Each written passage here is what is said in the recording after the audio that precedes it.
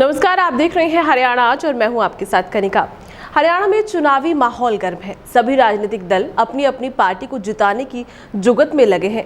इसी कड़ी में राहुल गांधी ने भी अब हरियाणा में अपनी पार्टी को जिताने के लिए चुनावी जनसभाएं प्रारंभ कर दी हैं। लगातार कांग्रेस अपनी महारैली और जनसभाएं कर रही है। इस बार हरियाणा में कांग्रेस के लिए चुनाव अपनी साख के साथ नाक बचाने जैसा हो गया है।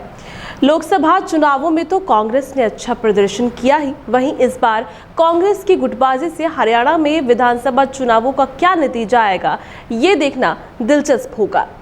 देखिए हमारी ये खास रिपोर्ट।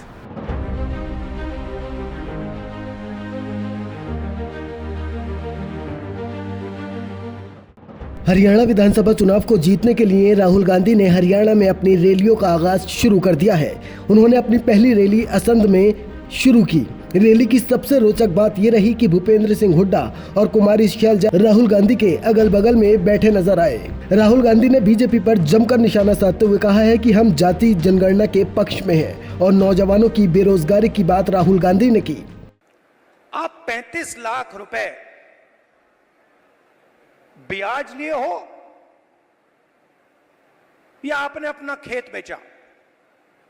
आधों ने कहा कि भैया हमने अपना खेत बेचा, दूसरों ने कहा हम ब्याज लिए। मैंने कहा किस रेट पे ब्याज लियो? कहते हैं 2% प्रति महीना। फिर मैंने पूछा भैया एक बात समझाओ,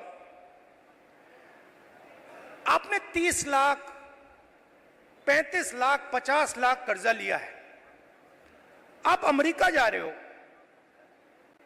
50 लाख रुपए से तो आप हरियाणा में ही बिजनेस चला लोगे। जैसे मैंने ये बात बोली हंसने लग गए। कहते राहुल जी क्या बोल रहे हो आप? 50 लाख रुपए से हरियाणा में बिजनेस नहीं चालू हो सकता है। गौरतलब है कि जिस तरह से कांग्रेस के बड़े बड़े नेता पार्टी की गुटबाजी से इनकार करते रहे हैं, लेकिन गुटबाजी इस रैली में साफ दिखाई दी। कुमारी शैलजा और भूपेंद्र सिंह हुड्डा ने अपने अपने भाषण में एक दूसरे का नाम तो लिया, लेकिन मंच पर एक भी तस्वीर ऐसी नहीं दिखी कि दोनों साथ हों। दोनों बड़े बड़े नेता अपने कार्यकर्ताओं के साथ सेल्फी लेते जरूर नजर आए। लोग आज केवल हरियाणा में चुनाव हो रहे हैं, केवल कांग्रेस की ओर देख रहे हैं, क्योंकि कांग्रेस 10 साल कांग्रेस की सरकार थी, 10 साल इनकी सरकार थी। लोगों ने तौल के देख लिया, इस सरकार ने हरियाणा को पछाड़ने का काम किया है। बातें बड़ी बड़ी करते हैं। कल प्रधानमंत्री जी भी आए थे गुआना में, कहा कि हरियाणा सरकार 24 फसलों का एमएसपी दे रही है। अरे 24 तो फसल ही नहीं होती हरियाणा में। आपने लोकसभा में देखी कि जब राहुल गांधी जी खड़े हुए बोलने के लिए, आपकी आवाज को उठाने के लिए, तो माननीय प्रधानमंत्री जी नरेंद्र मोदी जी न जाने 10 बार खड़े होकर इनके बीच में बोलने का प्रयास कर रहे थे।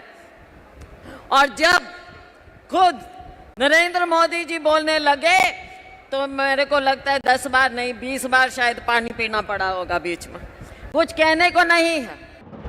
जिस तरह हरियाणा में राजनीतिक उथल पुथल हुई है, बड़े बड़े नेता अन्य दलों को छोड़कर कांग्रेस में शामिल हुए और कांग्रेस के जो पुराने कार्यकर्ता सालों से पार्टी की सेवा कर रहे थे, उनका टिकट काटा गया। अब वो सभी नेता निर्दलीय चुनावी मैदान में कूद पड़े हैं। अब देखने वाली बात ये होगी जो निर्दलीय चुनाव लड़ रहे हैं, जीतने के बाद किस पार्टी को समर्थन देते हैं। बहरहाल देखने वाली बात ये होगी कि 5 तारीख को हरियाणा की जनता कांग्रेस के हाथ के साथ जाएगी या फिर दोबारा से भाजपा का झंडा लहराएगी। 8 तारीख तक का इंतजार हरियाणा की जनता को जरूर करना पड़ेगा। ब्यूरो रिपोर्ट, हरियाणा आज।